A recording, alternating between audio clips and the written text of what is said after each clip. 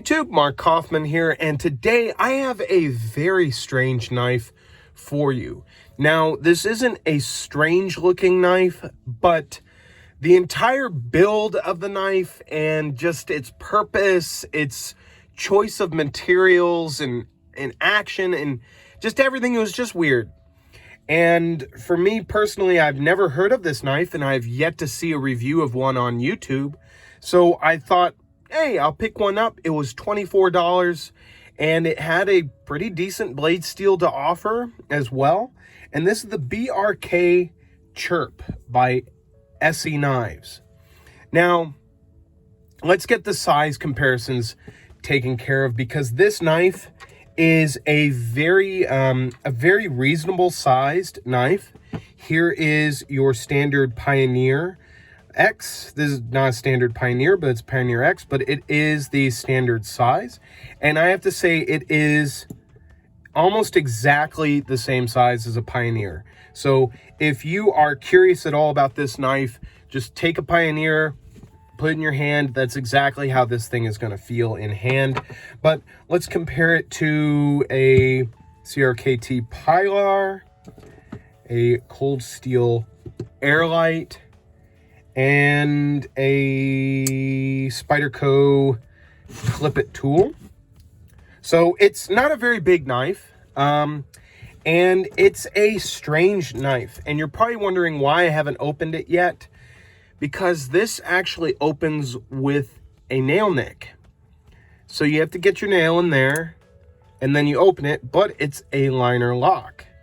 And I was talking with Jason over at NebuCloud about this knife and just talking a little bit about why I don't like it, why I think the choices in materials and construction are weird.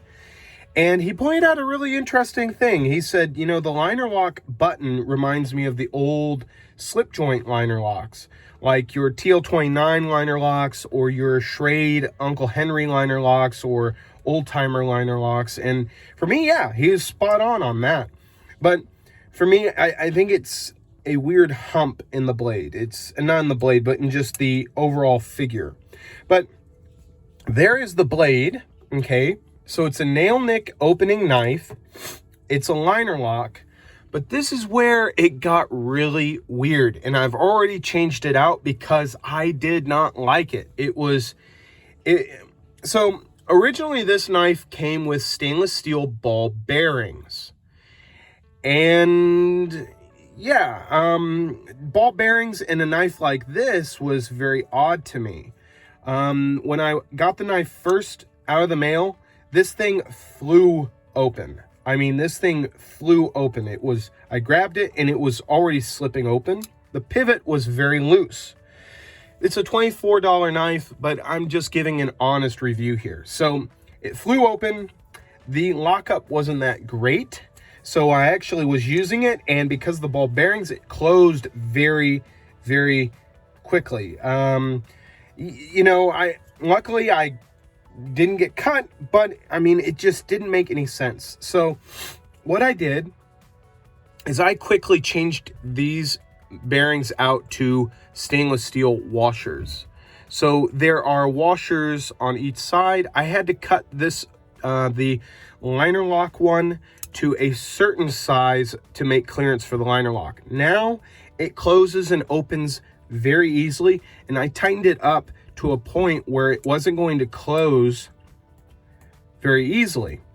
So because it was so loose, I actually was able to front flip this. So you see this little notch here, that notch, and let me see here, let me get a pointer.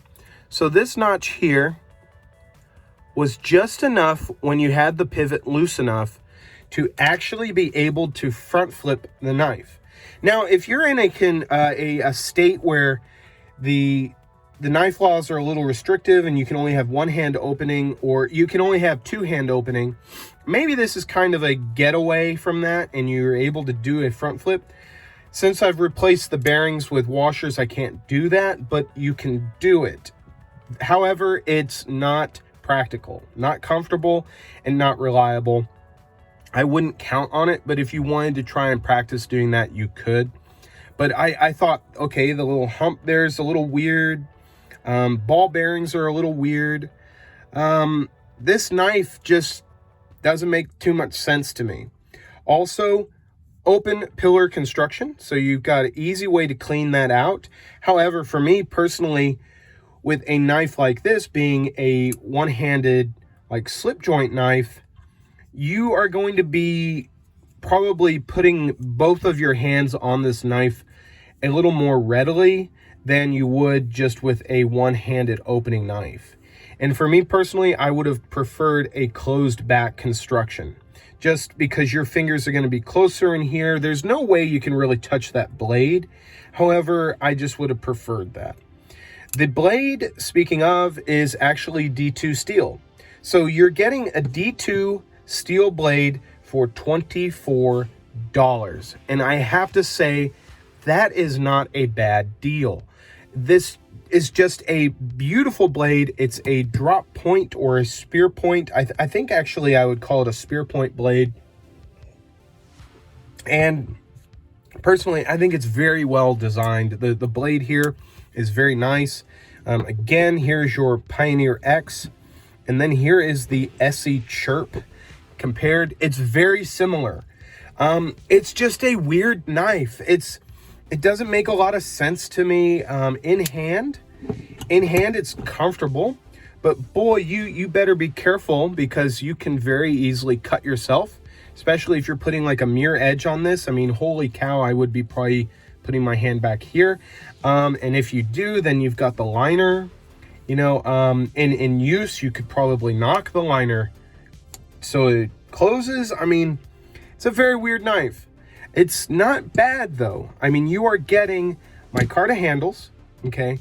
You're getting D2 steel blade, steel liners, you're getting a decent construction, you're getting ball bearings, all for $24. And that was with free shipping. It's just, I don't know where they were going with the design. I mean, it's a one-handed opening knife with ball bearings, with a liner lock. It's compact, but I have to say, with the modifications I've made so far, it's a nice knife to carry. And yeah, the pocket clip is huge as well. It doesn't create any hot spots, but it's a huge pocket clip. I mean, heck, might as well compare it to a full-size knife, and you can see that is a really big pocket clip. I mean, my goodness, this is what I consider a full-size knife here, and the pocket clip is the same size. I mean, it really is a very large pocket clip. I think they could have gone smaller, and especially with a different design.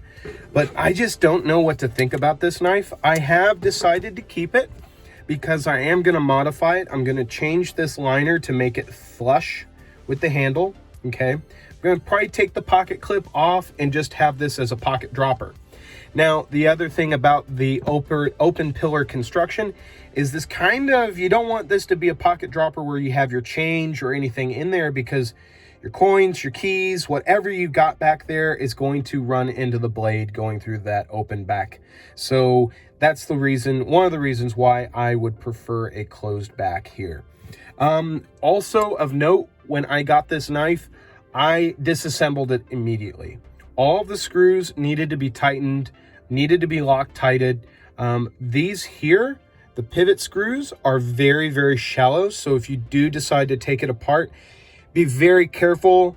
I would blow dry the whole knife, make it real nice and hot so you can actually get the Loctite that was on there to free up very easily, because you will strip the screw. It will be very messy.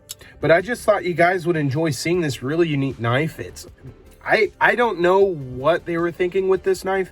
However, I like the blade. That's why I bought it. It's a very simple, flat grind blade, D2 steel. It's going to hold an edge, and it's unique. But I'm going to have to make a few changes for me to absolutely love it. So I thought you guys would like seeing the Esee BRK Chirp, and let me know what you guys think of it. Till the next video, I'll talk to you guys later. Bye-bye.